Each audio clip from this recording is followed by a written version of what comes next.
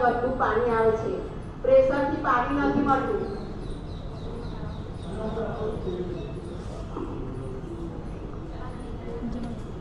ગંદુ પાણી પીએ છે, કેટલું ગંદુ પાણી હશે ટાંકીમાં, ત્યાં બોટલમાં તો જો એકલા નકરા પક્ષીના પીછા છે, આ 4-5 દિવસથી આટલા પીછા છે, એક ડબલું પાણીમાં આટલા પીછા છે। આપણે પાછળ આવું પાણી પીવડાવીએ છીએ, આપણે 1 મહિનો ટાંકી સાફ ના કરે તો આપણી ટાંકીમાં આવું પાણી હોય તો આપણે તો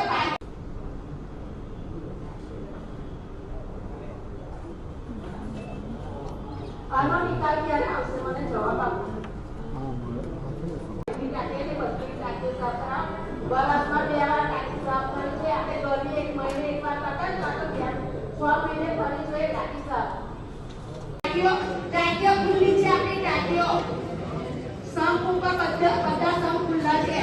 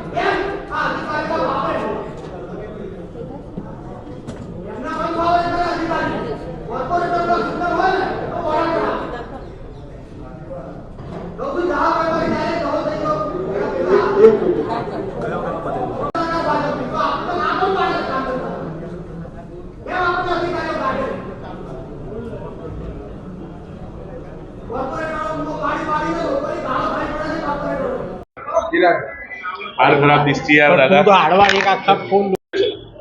અલકાબેન આજે રજૂઆત કરી છે, કેવું પાણી આવી રહ્યું છે, કઈ રીતના પાણીનું વિતરણ થઈ રહ્યું છે, શું કહેવું?